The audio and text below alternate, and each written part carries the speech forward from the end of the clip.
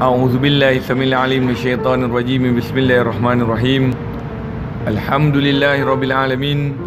Wassalatu wassalamu ala asyrafil anbiya'i wal mursalin wa ala alihi wa sahbihi wa man tabi'ahum bi ihsanin min yaumina hadza ila yaumiddin. Subhanaka la ilma lana illa ma 'allamtana innaka antal alimul hakim. Allahumma salli wa sallim ala sayidina Muhammadin miftahi babi rahmatillah عدد ما في علم الله صلاة وسلاما دائمين بدوام ملك الله وعلى آله وصحبه عدد كل ذرة ألف مرة أما بعد. السلام عليكم ورحمة الله تعالى وبركاته. الحمد لله وشكر لله والصلاة والسلام على سيدنا رسول الله. Puji syukur kepada Allah Subhanahu Wa Taala yang telah menghimpunkan kepada kita di dalam solat berjemaah, solat fardu maghrib, salah satu daripada hadiah daripada Allah Subhanahu Wa Taala kepada baginda Nabi Muhammad sallallahu alaihi wasallam, daripada peristiwa yang agung yang masih lagi kita berada di dalam bulannya, iaitu bulan Rejab, yang mana hanya beberapa hari lagi Rejab akan tinggalkan kita. Mudah-mudahan kita mengambil daripada erti dan makna rahsia Allah Subhanahu Wa Taala daripada doa baginda Nabi Muhammad sallallahu alaihi wasallam, Allahumma barik lana fi Rajab wa Sya'ban wa ballighna Ramadan. Allahumma ya Allah, berkatilah bulan Rajab, dan ya Allah, peliharalah bulan Rajab yang telah kami lalui pada tahun ini.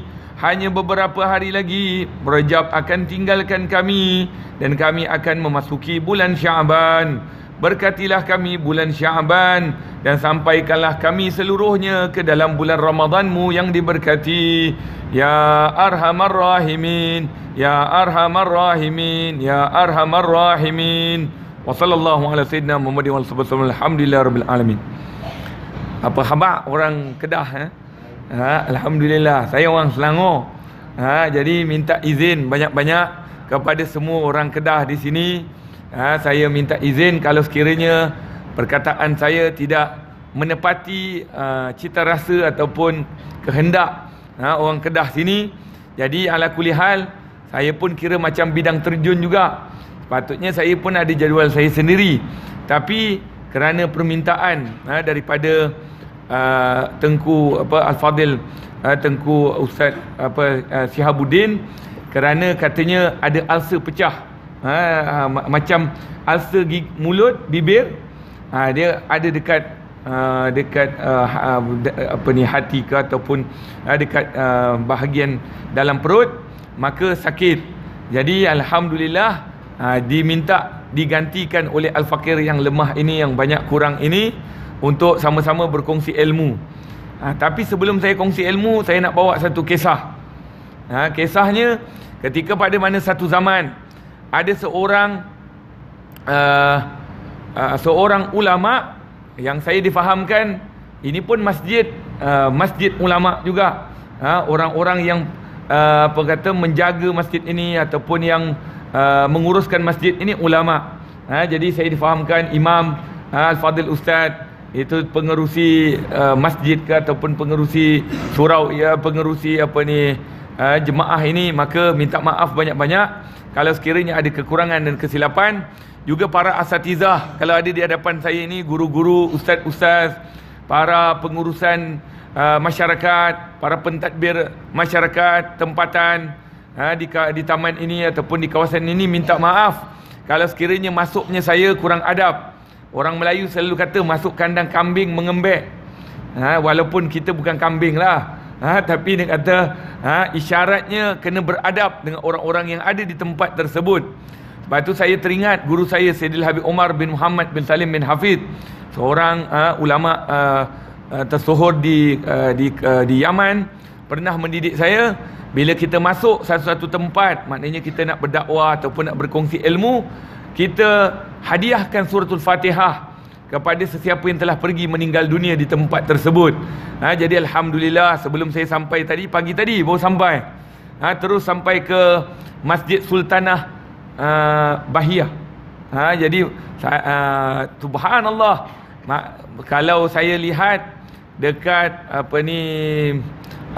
dekat Malaysia ni tak kurang jumpa masjid yang sultanah. Masjid sultan banyak, tapi masjid sultanah sukar nak jumpa. Itu pun kalau Selangor ada satu baru, Tengku Ampuan Jemaah. Itu. Tapi yang lain, inilah masjid di negeri Kedah ini. Moga-moga kalaulah sultannya, sultanahnya orang yang beriman kepada Allah Subhanahu Wa Taala, moga-moga Allah Subhanahu Wa Taala limpahkan rahmat kepada taman, kepada wilayah Kedah Darul Aman, dan mudah-mudahan Allah Subhanahu Wa Taala ya'ummu 'alal jami'. Allah Subhanahu Wa Taala berikan rahmatnya kepada seluruh yang berada di negeri Kedah Darul Aman. Amin ya rabbal alamin. Baik, kisah yang saya ingin menceritakan seorang ulama yang disegani, yang disegani oleh masyarakatnya. Pernah satu ketika dalam kawasannya ada orang kena rasuk ataupun histeria. Histeria, meracau, diganggu jin. Lalu jin mengganggu.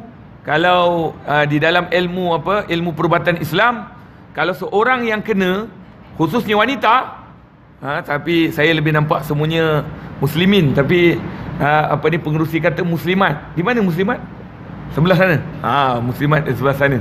Baik.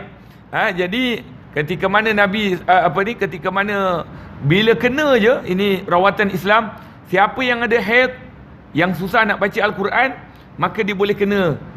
Dia boleh kena pula sebab jin. Jin itu kalau kita lihat di dalam maksud jin tadi, iaitu yang tersembunyi. Maknanya dia boleh tersembunyi. Sebab tu Nabi Muhammad sallallahu alaihi wasallam, yauminal ayyam, satu hari Nabi Muhammad sallallahu alaihi wasallam berjalan keluar bersama dengan isteri yang baru kahwin. Nabi baru kahwin dengan isterinya. Lalu tengah berjalan, sahabat Nabi tengah duduk sama-sama berbual-bual. Tiba-tiba Rasulullah SAW lalu, Rasulullah terus datang kepada sahabatnya tadi. Lalu Rasulullah kata, nampak tak perempuan tu? Hang nampak tak perempuan tu? Itu. Jadi dia kata, nampak. Itu isteri baruku, itu bini baru.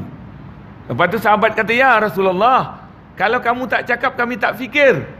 Kami tak fikir apa-apa pun, tak ada masalah. Lepas tu Rasulullah kata, tak, sebab aku nak bagi tahu kepada kamu, inna syaitana yajri ala bani Adam bimajrid dam. Sesungguhnya syaitan melalui kepada anak cucu Adam ini melalui daripada liang darah mereka. Maknanya lebih cepat. Tapi Rasulullah SAW lebih cepat daripada orang menyangka-nyangka. Jadi Rasulullah dah bagi kasih pengukuhan ataupun supaya tak terfikir benda-benda yang tak elok. Maknanya nanti kata, Nabi kahwin baru ke? Ataupun siapa bersama Nabi itu? Jadi maknanya Rasulullah SAW nak bagi tahu, bagi terang-terang lah. Jadi saya nak terang juga ni. Apa yang nak terangkan ni, ketika mana pemuda tadi, ulama tadi, apabila kena je histeria tadi, satu ramai yang kena histeria. Lalu ulama tadi tak ada, tapi bila ulama tu masuk saja, ini aura. Orang kata aura ulama ni, bila dia sampai satu tempat, maknanya jadi lain. Jadi tenang, jadi hudu, jadi sejuk. Itu ulama bila datang satu-satu tempat yang lebih auranya lah. Kalau macam Musa Ahmad ni tak ada, aura dia tak ada ni. Ini tompang sajalah. Obat kata pepatah Melayu, tiada rotan, akak pun berguna. Jadi saya ni akar lah dibandingkan dengan Syekh tadi. Baik. Jadi ketika mana ulama tadi datang, semua senyap. Yang histeria tadi yang megoyan tengah menjerit semua, senyap. Ulama masuk, senyap semua. Dan lepas tu langsung tak ada apa-apa. Masya Allah. Jadi rupanya ulama tadi dia adalah baca-baca sikit. Bila dia masuk, dia tak ada kosong. Dia ada niat, dia ada baca doa. Tapi kadang-kadang orang tak nampak. Sebab di dalam hati dia sentiasa kumat kamit kepada Allah Subhanahu Taala. Macam mana kita dengar kisah Sayyidina Abu Bakar As-Siddiq. Sayyidina Abu Bakar As-Siddiq disebabkan lidahnya sentiasa berzikir kepada Allah Subhanahu Taala, hatta dalam toilet, dalam bilik ayak pun dia berzikir kepada Allah SWT, sehingga kan Sayyidina Abu Bakar kalau nak masuk bilik air, bilik air ni Sayyidina Abu Bakar akan ambil batu, letakkan dekat lidahnya, gigit supaya tak nak berbunyi zikir. Masuk dalam bilik air pun jadi berzikir ke dalam, tak ada, senyap, gigit. Jadi ketika mana yang orang yang kena sihir tadi, kena rasuk syaitan tadi, semua senyap. Dah lepas tu tak ada dengar apa-apa pun, tak ada mengenai apa pun. Lepas tu apa? Lepas tu dah lama berzaman, sekali lagi kes yang berlaku. Lepas tu ada orang yang hidup masa zaman mula-mula tu. Zaman mula-mula tu. Ini macam zaman mula-mula dulu lah, ada seorang ulama. Jadi kata, jom lah panggil ulama tadi. Rupa-rupanya mereka tak tahu yang ulama yang sebenar tadi tu dah meninggal dunia. Dah meninggal dunia. Anak dia muka sebiji. Muka sebiji. Jadi bila je berlaku rasuk tadi, pergilah cari ulama tadi. Mereka sangkakan ini ulama yang dulu. Jadi bila dia panggil, itu ada orang kena masuk rasuk syaitan ni, rasuk jin. Baik, dia bawa. Bila masuk, yang kena rasuk syaitan tadi, bila tengok orang lain semua ingat, senyap. Kali tiba-tiba masuk, orang semua nampak, ini mesti power ni, ada aura lagi kuat. Macam mula-mula. Sekali gelak. Syaitan tadi tu lagi gelak kan. Gelak kan. Gelak kan. Gelak. Agak-agak je kenapa? Tengok apa dia punya jawapan. Dia kata apa? Dia kata, kenapa pula kamu gelak kan? Inilah. Dia kata, tanya dia bukan yang dulu.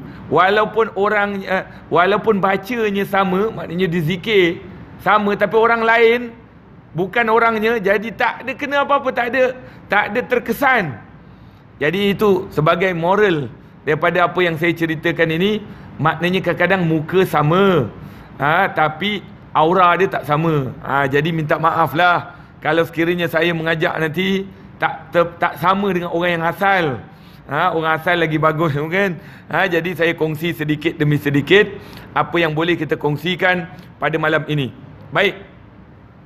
Di dalam firman Allah Subhanahu wa taala, Allah menyebutkan, faqultu astaghfiru rabbakum innahu kana ghaffara yursilis samaa 'alaikum midrara wa yumditkum bi amwalin wa banin wa yaj'al lakum jannatin wa yaj'al lakum anhara ma lakum la tarjuna lillahi waqara wa qad khalaqakum atwara.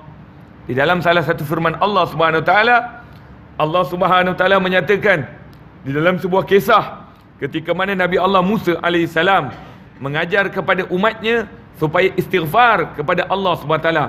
Faqultu astaghfiru rabbakum innahu kana ghaffara.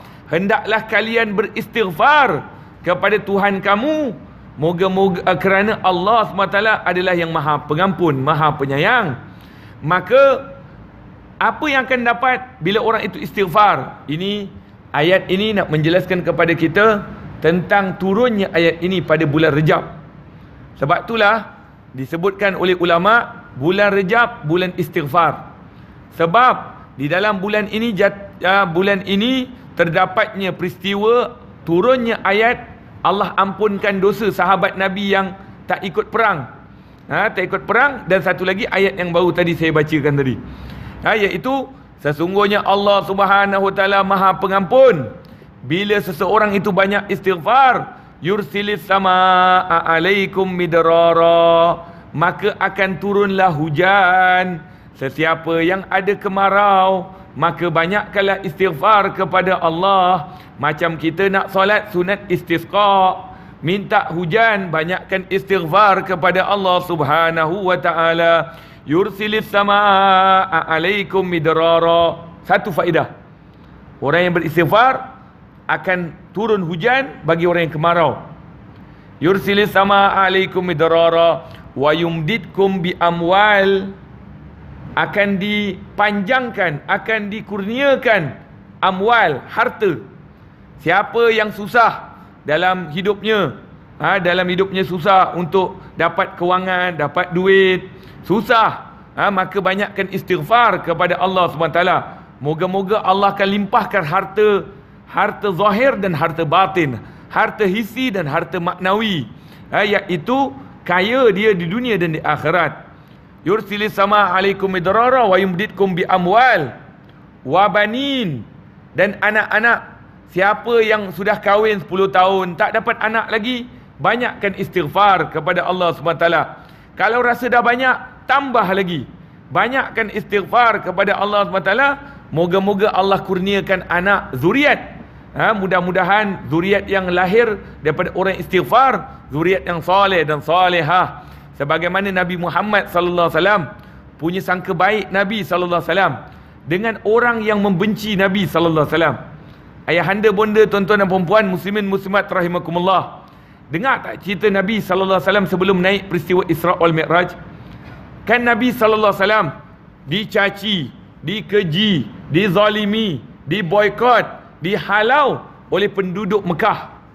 Maka Rasulullah SAW rasa nak berdakwah dekat satu tempat lain. Ini pun tadi dekat Sultanah Bahiyah pun saya cerita juga. Kalau ada pendakwah-pendakwah, selalunya dia kalau asal daripada kampung tersebut, dia nak dakwah, dia tak dapat sangat perhatian. Dia kena pindah tempat lain. Dia keluar tempat lain, insya-Allah baru datang pertolongan Allah SWT. Selalunya, biasanya kalau orang tempatan, orang tempatan, maknanya pendakwah tu daripada tempatan situ, daripada orang kampung situ, orang tak pandang dia. Tengok dia macam, ini aku kenal Mamat ni. Mamat ni dulu dia main motor dia. Maknanya walaupun dia penceramah hebat, tapi orang penduduk tu tak ada rasa apa-apa. Jadi dia kena keluar daripada tempatnya. Sebab tu Nabi Muhammad SAW bila berdakwah dekat Mekah dizalimi, diboykot, dihalau, diusir. Maka Rasulullah nak cuba tempat lain, namanya Taif. Maka Rasulullah SAW pun berdakwah di Taif. Nabi ingat orang kampung Mekah tak sambut dia, orang Taif sambut. Ini nak ceritakan bagaimana peristiwa Isra wal Mi'raj. Sebelum berlaku Isra wal Mi'raj, Nabi sudah sampai tahap yang mungkin putus asa, yang mungkin kalau tak berlaku Isra wal Mi'raj, Nabi akan lemah selemah-lemahnya. Ayahanda bonda, tuan-tuan dan puan-puan, muslimin muslimat rahimakumullah, pernah dengar tak Nabi SAW masa mula-mula dapat wahyu?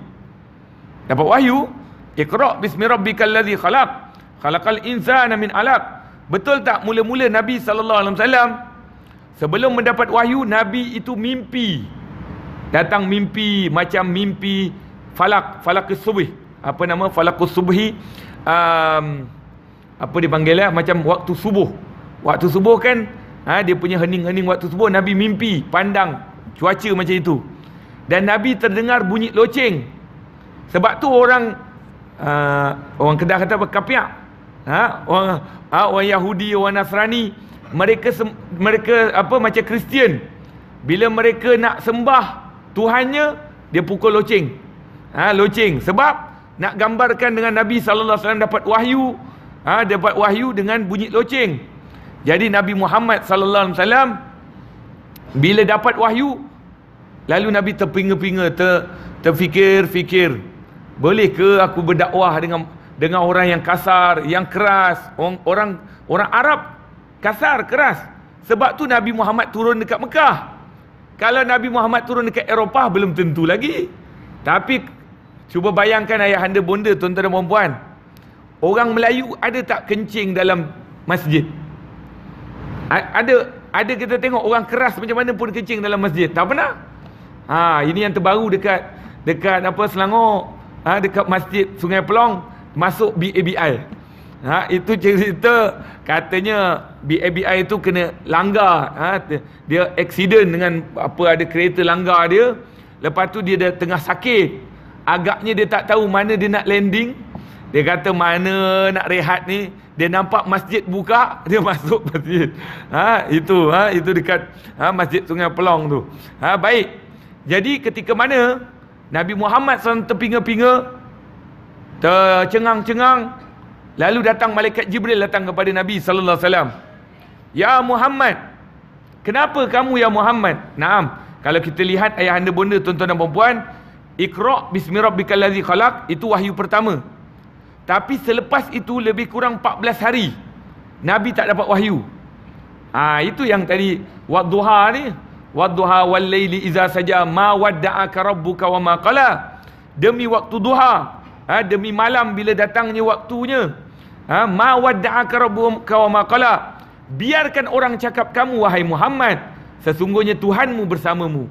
Isra wal Mi'raj pun macam tu. Maknanya tempoh Nabi sallallahu alaihi wasallam berdakwah selepas daripada wahyu Allah yang pertama, Nabi kuat. Tapi bila Nabi dah lama kena ada cas balik. Itu yang peristiwa Isra wal Mi'raj itu menguatkan cas Nabi sallallahu alaihi wasallam balik. Macam kita jugalah ayahanda bonda, tuan-tuan dan puan-puan. Kadang-kadang kita semangat datang pengajian ilmu, bawa kitab mula-mula. Cikgu datang bawa kitab, anak murid datang bawa kitab. Lepas 10 minggu, cikgu masih bawa kitab, anak murid dah tak ada kitab dah. Maknanya bab kata Al-Fadil Ustaz Ishak Ustaz Ustaz Idris La ilaha illallah, Ustaz Ismail Kamus. Ustaz Ismail Kamus. Ni tengok cikgu lagi jadi murid, anak murid jadi cikgu. Sebab cikgunya bawa kitab, masya-Allah 1 2 3, tapi anak muridnya semua bawa TV. Bawa TV, dia tengok ustaz dia macam TV je. Tak ada catat, tak ada. Tapi hari ni tak apa. Hari ni ceramah ganti. Tak ada masalah, tak bawa pensel pun. Baik. Jadi ketika mana Nabi Muhammad SAW dalam terpinga-pinga, terfikir betul ke boleh dakwah ni. Lalu malaikat Jibril datang. Ya Muhammad, kenapa kamu ya Muhammad? Saya takutlah ya wahai Jibril. Kenapa? Saya takut umatku tak menerimaku, umatku tak nak dengar cakapku. Lalu Jibril kata, ya Muhammad, cuba tengok pokok kat sana. Lepas tu okey, panggil. Betul tak ayah anda bonda? Macam mana Nabi Allah Ibrahim bila sampai dekat tanah kering kontang, Masjidil Haram, Ka'batul Musyarrafah, masa tu kan kering, tak ada orang, kosong, gersang. Apa kata Allah? Ya Ibrahim, panggil. Panggil? Nak panggil apa, mana ada orang? Tapi Allah kata panggil. Wa azzim fin nasi bil hajj.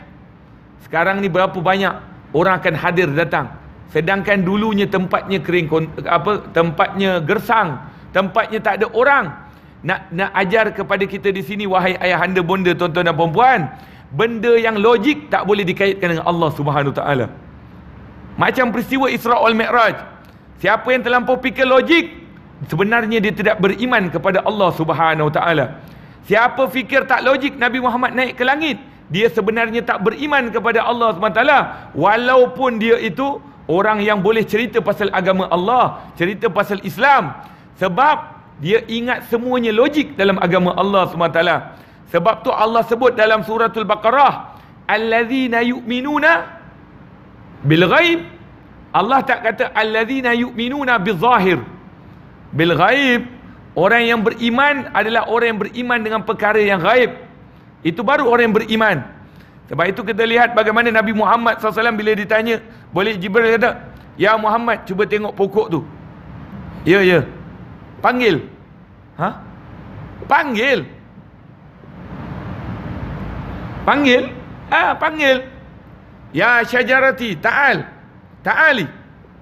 Pokok yang akarnya dah dalam dah ketat pokok tadi, keluar dia punya akar dia keluar, datang kepada Nabi SAW, dekat dengan Nabi sampai Nabi takut. Lalu malaikat Jibril kata, ya Muhammad, suruh dia berhenti. Ya syajarah kifi, berhenti pokok.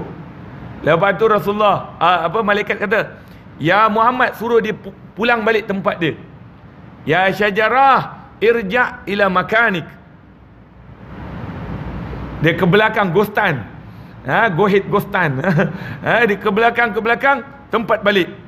Lepas tu malaikat Jibril kata, ya Muhammad, apakah kamu lihat itu pokok yang tak ada otak, tak ada akal pun boleh ikut kamu?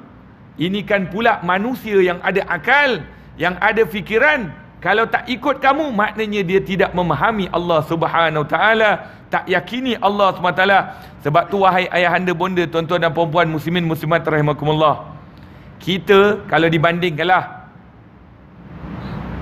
siapa lagi hebat yang membuat Google, Syekh Googly, Google, internet, komputer, itu siapa mereka?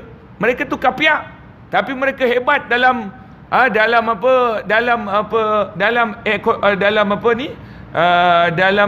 pembangunan.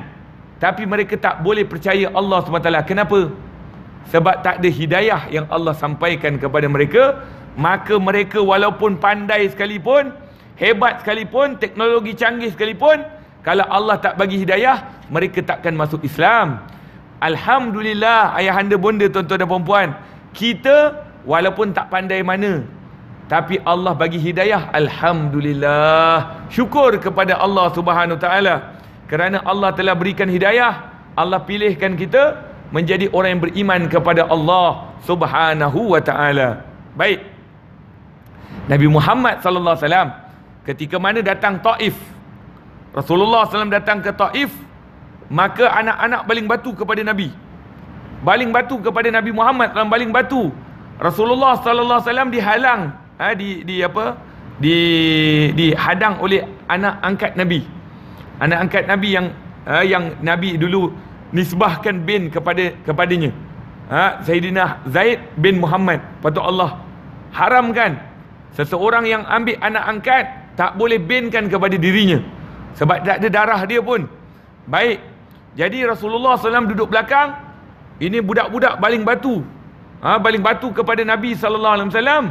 Lalu keluar darah, mengalir darah Nabi SAW. Ya Allah, Nabi SAW tahan dengan tangan Nabi SAW. Yang jatuh darah, tahan.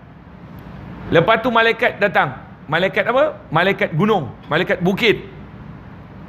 Ya Muhammad, aku adalah Malikul Jibal.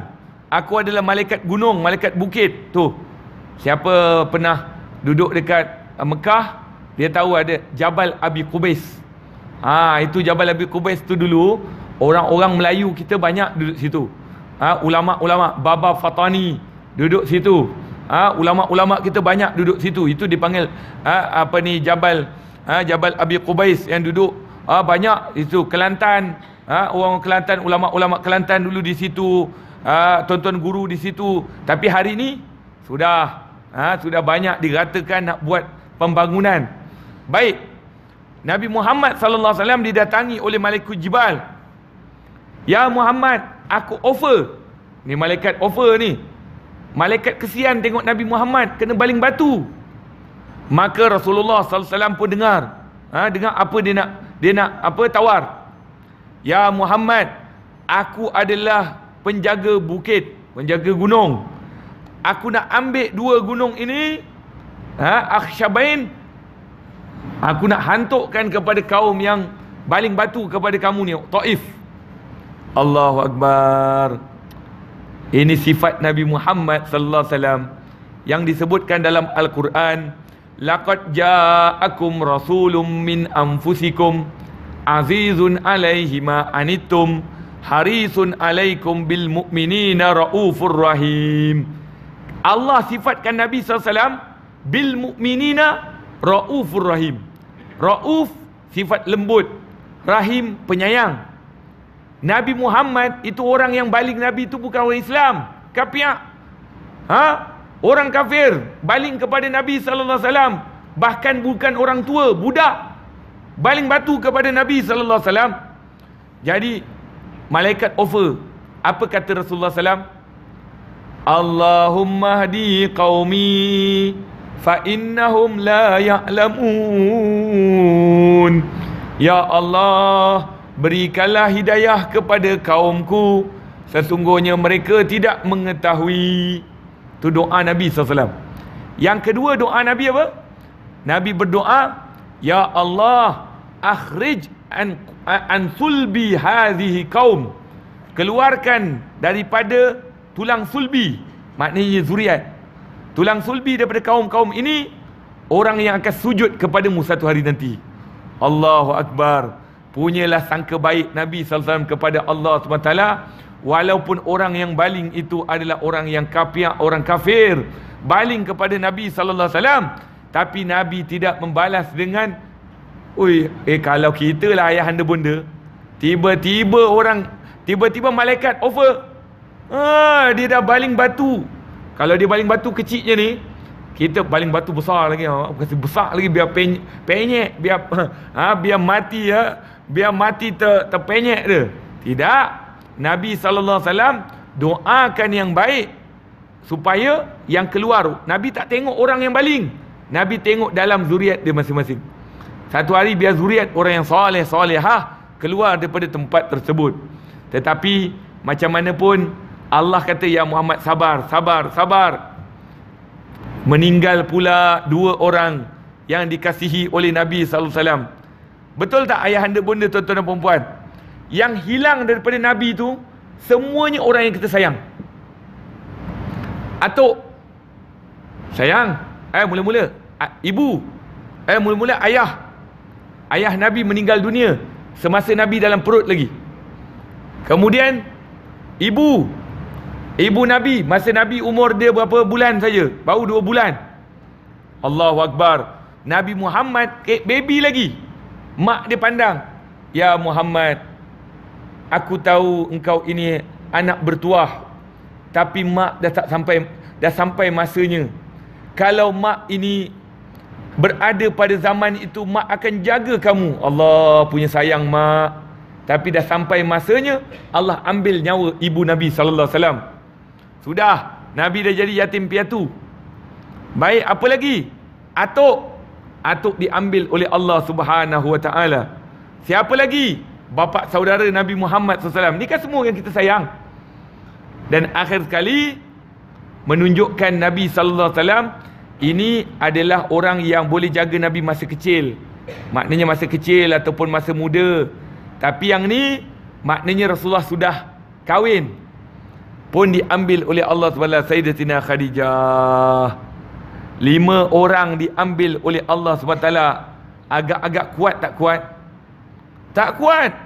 Sebab Nabi SAW kan apa ni, orang semua offer dunia. Offer dunia pada Nabi dah lama dah. Sebab itu kita tengok hari ni, berapa ramai offer manusia dunia, tapi berapa ramai orang lupakan Allah kerana dunia tersebut.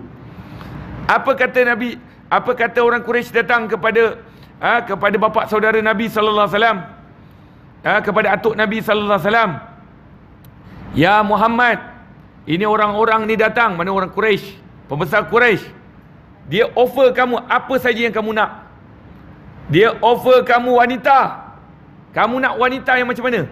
Yang mancung hidungnya macam orang Pakistan ke, orang Afghanistan ke, orang Hindustan ke, Arab ke, mata lentik, macam orang Syria ataupun Afghanistan. Boleh kami bagi. Apa lagi? Kami boleh bagi kamu harta. Kamu nak apa? Emas, perak, mutiara, semua boleh kami kumpulkan. Apa lagi ya Muhammad? Kamu nak kuasa? Kami boleh bagi kamu kuasa.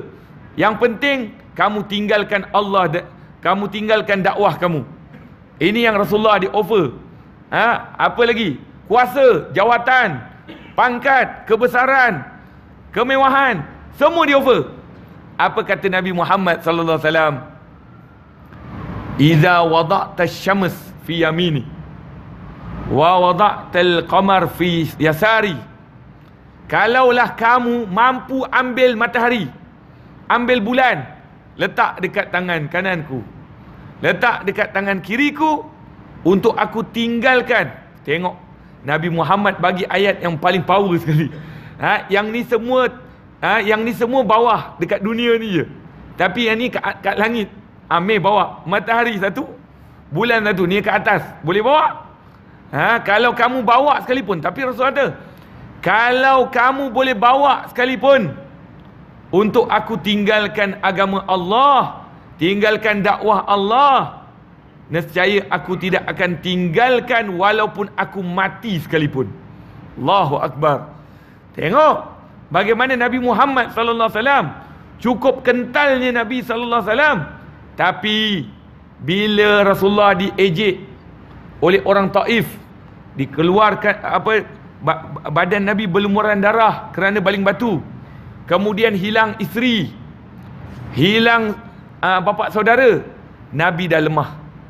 Allah, lemahnya ya Allah.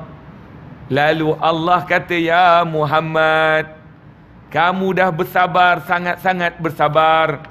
Itu yang seorang ulama, guru saya juga, Habib Ali Abdul Rahman Al-Jufri, baru-baru ni beliau cakap dekat Indonesia. Beliau kata Mekah hari ni dapat tangan orang Islam. Mekah dapat, tapi masa tu siapa yang permulaan yang dapat? Nabi Muhammad SAW. Macam mana Nabi Muhammad dapat? Dalam keadaan dikasari, dalam keadaan dizalimi, dalam keadaan syiddatul azab yang sangat-sangat dahsyat. Kata ulama tersebut, ini pandangan Habib Al-Jufri, dia kata apa? Kalaulah bersangatan sangat dapat Mekah, kan Allah sebut apa? Subhanallazi asra bi abdihi lailan minal masjidil haram ilal masjidil aqsa. Kata ulama tadi, macam mana hebatnya tentangan, dahsyatnya kezaliman yang ada pada bumi Mekah, maka akhirnya dapat orang Islam. Begitu juga Masjidil Aqsa. Masjidil Aqsa satu hari akan dapat orang Islam. Bila kita akan tengok bersangatan dahsyatnya terlampau sangat pada negara Al-Aqsa, Palestin, insya-Allah Islam akan dapat kembali sebagaimana Masjidil Haram yang dapat pada orang Islam. Oleh sebab itu kita mohon kepada Allah Subhanahu Wa Taala, ya Allah, ya Akramal Akramin, ya Arhamar Rahimin, ya Allah, ya Tuhan kami, mudah-mudahan Masjidil Aqsa dapat pada pegangan umat Islam. Umat Islam dapat merasakan Masjidil Aqsa sebagaimana mereka merasakan Masjidil Haram. Ya Arhamar Rahimin, ya Arhamar Rahimin, ya Arhamar Rahimin.